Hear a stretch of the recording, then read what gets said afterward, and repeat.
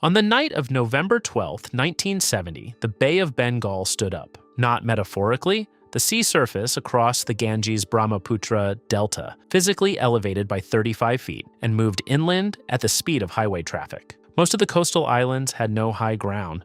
The highest points were rooftops and treetops. The surge arrived after 11 o'clock at night in complete darkness, and it was not a wave that struck and receded. It was the ocean, relocating itself onto land that had nowhere higher to go. By dawn on November 13th, between 300,000 and 500,000 people were dead. It remains the deadliest tropical cyclone in recorded history. But the cyclone lasted one night. Its consequences lasted years. A government's silence in the days after the disaster broke a nation's allegiance triggered a liberation war estimated to have killed hundreds of thousands more, generated 10 million refugees, and ended with two nuclear superpowers facing each other in the same water where the storm had formed 13 months earlier. The surge took hours to kill. The silence took longer. The Ganges-Brahmaputra Delta is the largest river delta on Earth. Two massive river systems, the Ganges flowing from the Himalayas through India, and the Brahmaputra descending from Tibet, converge in what is now Bangladesh, before emptying into the Bay of Bengal. The rivers carry enormous loads of sediment eroded from mountain ranges, depositing silt that has built a vast maze of islands, channels, and temporary landforms called chars that emerge and disappear with seasonal flooding. The sediment makes the soil extraordinarily fertile. Rice, jute, and vegetables grow readily. For centuries, farmers have cultivated land that floods regularly, rebuilding after each inundation because the agricultural productivity justifies the risk. By 1970, roughly 30 million people lived in the delta, one of the highest population densities on the planet, despite being one of its most disaster-prone regions. Most inhabited areas sat between 10 and 30 feet above sea level. Many coastal islands were lower, when some villages were built on land barely 3 to 10 feet above normal high tide. During monsoon season, large portions of the delta remain underwater for months. The distinction between land and sea is not fixed, but seasonal. The Bay of Bengal's geometry does the rest. The bay is wide at its southern end where it opens to the Indian Ocean, but it narrows toward the north. Cyclones tracking northward get compressed. Water pushed ahead of the storm has decreasing area to disperse into, so it rises. The shallow continental shelf provides little friction to dissipate the surge's energy. Storms arriving from the south drive water into a funnel, with one direction available up and inland. Historical records document repeated catastrophic cyclones in this region. An 1876 cyclone killed approximately 200,000 people. A 1960 storm killed an estimated 10 to 20,000. The delta's residents understood the risk. The fertility of the land and the absence of economic alternatives elsewhere kept them on geography that guaranteed periodic disaster. The political geography in 1970 added a separate layer of vulnerability. East Pakistan was separated from West Pakistan by roughly 1,000 miles of Indian territory. Pakistan had been created in 1947 during the partition of British India. Two regions united by Muslim majority, but divided by language, culture, ethnicity, and economic structure. Political power, military command, and the capital sat in West Pakistan. East Pakistan held the larger population, but functioned as a subordinate territory. Infrastructure investment favored the West. Meteorological services, disaster preparedness, and communication networks were better developed in the capital than in the vulnerable delta. Warning systems that might have saved lives depended on coordination between India's meteorological services, Pakistan's government, and local communication networks that either didn't exist or functioned poorly. The storm would exploit every gap in that chain. The cyclone began as a tropical depression over the central Bay of Bengal on November 8, 1970. India's meteorological service detected it within hours of formation. By November 10th, the system had organized into a severe cyclonic storm with a clear trajectory toward the East Pakistan coast. By November 11th, meteorologists in India knew three things. The storm would make landfall on the night of November 12th. It would strike the most densely populated islands of the delta, and the surge height and wind speeds made it catastrophic. India possessed the radar stations, the trained personnel, and the technical capacity to generate accurate forecasts. East Pakistan did not. The meteorological infrastructure gap reflected decades of unequal investment and the geographic separation between the two wings of Pakistan. The information never crossed the border. India and Pakistan had fought two wars in the preceding 23 years. The 1947 to 48 conflict over Kashmir, and the 1965 war over the same territory. By 1970, there was no formal mechanism for meteorological data sharing, no emergency communication protocol, no expectation that life-saving information would be transmitted between governments that regarded each other as adversaries. Indian meteorologists tracked the storm in silence. No source establishes they were explicitly forbidden from warning Pakistan. There is also no evidence anyone in a position of authority considered doing so. The institutional logic of hostility had calcified into routine. Pakistan's meteorological service did eventually issue warnings, but the system was compromised from the start. Limited observational capacity meant Pakistani forecasters worked with incomplete data, issuing alerts later, and with less precision than Indian cooperation would have allowed. When warnings were broadcast on November 11th, they used Pakistan's cyclone classification system, rating the storm as danger level 4 on a 1 to 10 scale. Coastal populations had been educated on that scale. Level 4 meant moderate concern. Families secured livestock, reinforced roofs, moved valuables to upper floors. They did not evacuate. Radio warnings reached only those with access to radios and electricity, which excluded most of the rural population. The warnings that did arrive provided hours of notice, not the days required to move hundreds of thousands of people from islands accessible only by boat.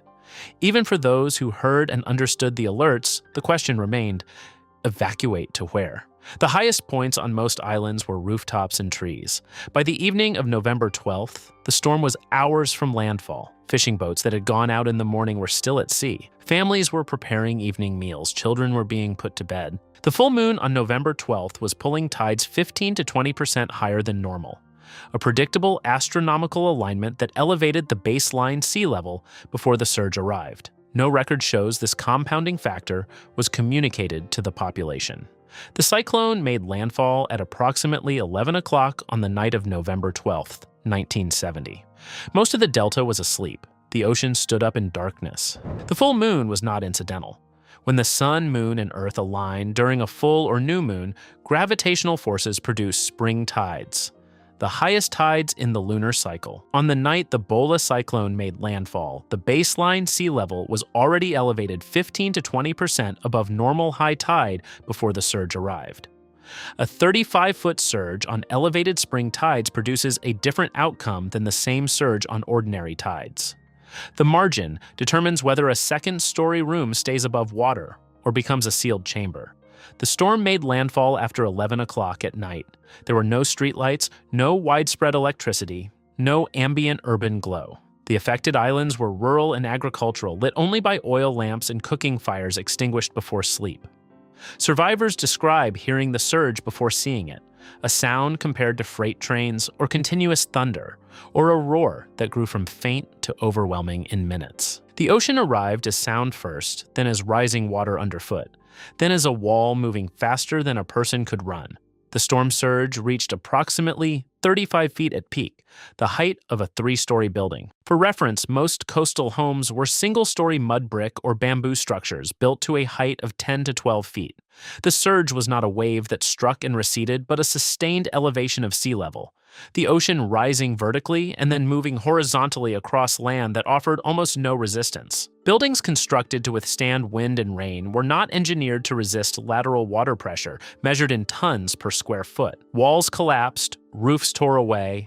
The surge's arrival to peak window, as reported by survivors, was under 15 minutes. This is the interval in which every decision had to be made, whether to stay inside and risk drowning as the structure flooded, or go outside into total darkness and risk being swept away immediately. Many families climbed to roofs. Some tied themselves to trees, others clung to debris. None of these choices offered safety, only the possibility of slightly delayed death. The islands that bore the direct impact, Bhola, Hatia, Sandwip, and dozens of smaller chars, had no high ground. The highest points were rooftops and treetops. On the most exposed islands, the surge submerged everything. Survivors reported treading water for hours in complete darkness, hearing voices calling for help from every direction, unable to locate the calls or find safety. Many drowned not from exhaustion, but from debris impact. Sheets of corrugated metal, wooden beams, entire building sections moving through the water at lethal velocity. One account, documented in multiple sources, describes a man who climbed a coconut palm as the water rose around his family's home. He tied himself to the trunk with rope. His wife, children, parents, and extended relatives, 11 people in total, were with him initially, some clinging to the same tree, others nearby. Through the night, one by one, they lost their grip, were struck by debris, or were pulled under. By dawn, he was alone. The tree remained. The village around it was gone. Wind speeds at landfall were estimated at 115 miles per hour by the Indian Meteorological Department's 3-minute sustained measurement and 150 miles per hour by the U.S. Joint Typhoon Warning Center's 1-minute standard. The difference reflecting measurement methodology rather than disagreement about the storm itself. On either metric, it qualified as a Category 4 equivalent under modern classification. The winds were not the primary killer. The water was. Wind destroys structures, storm surge erases landscapes. On November 13th, when the sun rose and the water began to recede, survivors found a geography that no longer matched their memory. Landmarks were gone. Buildings were foundations, trees that had stood for decades were splintered or absent.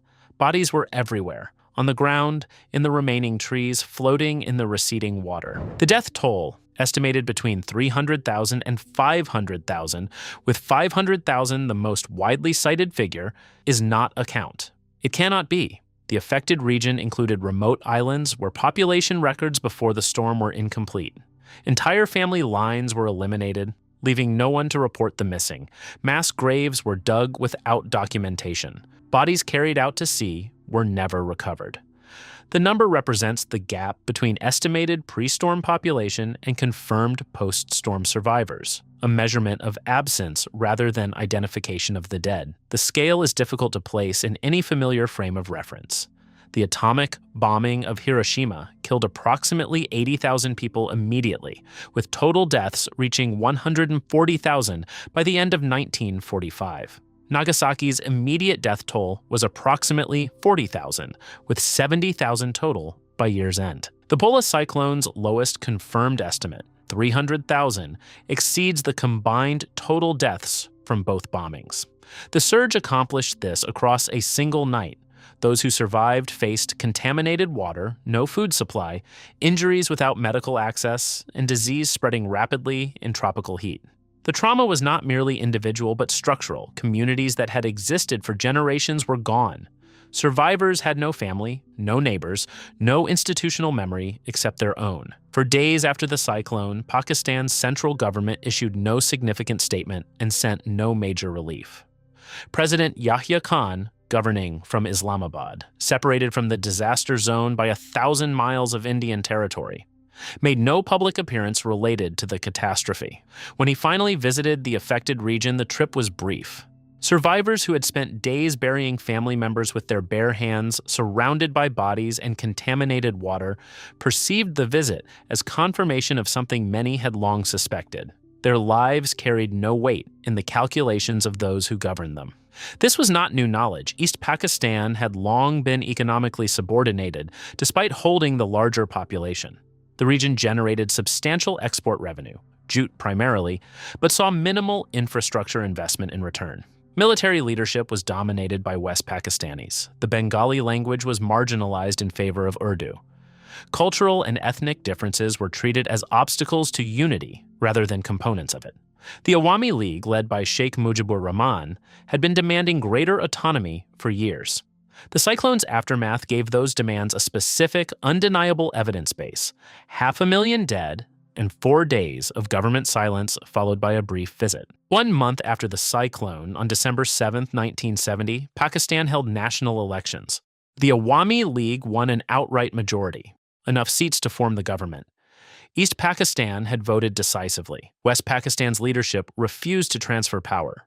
The constitutional process broke. On March 25, 1971, the Pakistani military launched Operation Searchlight, a systematic crackdown targeting political organizers, intellectuals, students, and Hindu minorities. What followed was 9 months of mass killing, with death toll estimates ranging from 300,000 on the low end to 3 million in the Bangladeshi government's accounting. The range itself reflects the difficulty of counting the dead in a country still being destroyed.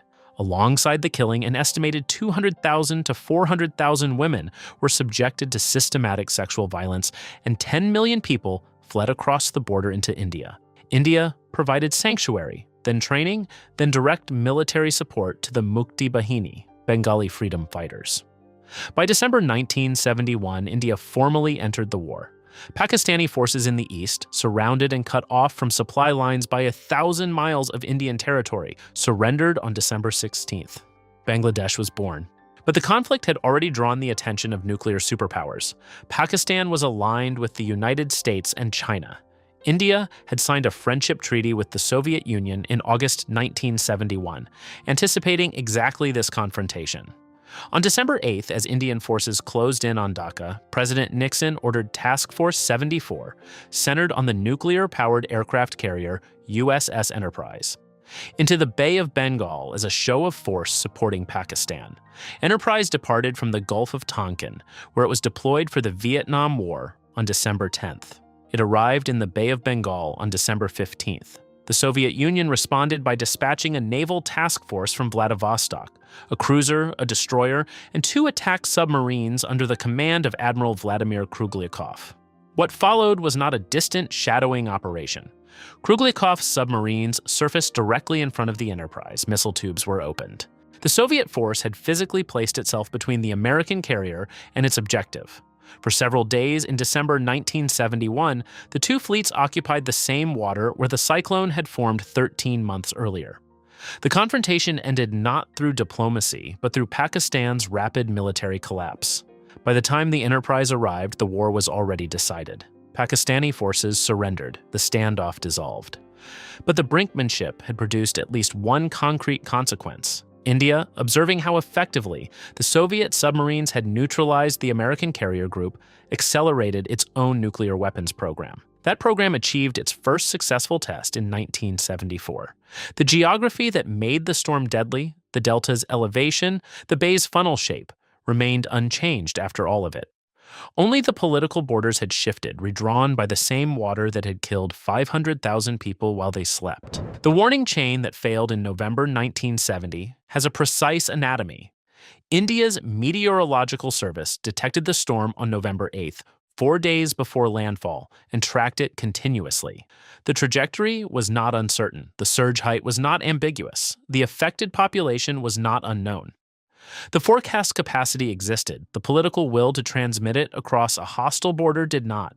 Pakistan's own warning system compounded the failure through a classification mismatch, a rating of level 4 on a 10-point scale, issued to a population that had been taught that scale meant moderate concern. The technical accuracy of the warning and its practical uselessness were not contradictions. They were the same design flaw. A warning calibrated to avoid panic does not function as a warning. Even an accurate warning would have encountered an infrastructure problem with no quick solution. The affected islands were accessible only by boat. Cyclone shelters, elevated concrete structures that could withstand surge, did not exist in sufficient numbers. The population that needed to evacuate had nowhere to evacuate to and no reliable means of getting there. Effective warning without evacuation infrastructure is notification of death, not prevention of it. Bangladesh's response to this failure is one of the more consequential public health achievements of the 20th century. In the decades following 1970, the country built a network of several thousand cyclone shelters across the coastal zone, established a community warning system reaching villages without electricity, trained tens of thousands of local volunteers in evacuation coordination, and developed protocols for mobilizing boats to move coastal populations before landfall. The system was operational in time for Cyclone Bhola's near equivalent, Cyclone Sidr, in 2007. Sidr made landfall with comparable wind speeds and surge. It killed approximately 3,500 people, less than 1% of the Bhola toll. The difference between 500,000 dead and 3,500 dead on roughly equivalent storms is the infrastructure of warning and evacuation. That infrastructure cost money and decades of sustained political will to build. It required treating coastal lives as worth protecting before the next storm arrived, rather than counting them after. In 1970, the Pakistani government made a different calculation. The consequences of that calculation are still being counted. The Bhola Cyclone lasted one night at peak surge. The geography it struck, the delta's elevation, the bay's funnel, the chars barely above high tide, has not changed. The storms continue to form each year over the same warm water in the southern Bay of Bengal, track north, compress, and drive water into the same funnel. What changed is the response. Bangladesh, born from the war the cyclone helped ignite, built the warning and evacuation infrastructure that Pakistan never built. The country that emerged from 500,000 dead and a liberation war now loses hundreds of people to storms of equivalent strength, not hundreds of thousands. That is not a small thing. 500,000 people died on November 12, 1970, in darkness, in water, in under 15 minutes of surge. They died on land their families had farmed for generations, in a delta that floods every year, on islands the meteorological record had already marked as the most exposed coast in the region. The storm's path was known 4 days before landfall. The gap between that knowledge and the people sleeping on those islands was not geographic, it was political. The water filled it.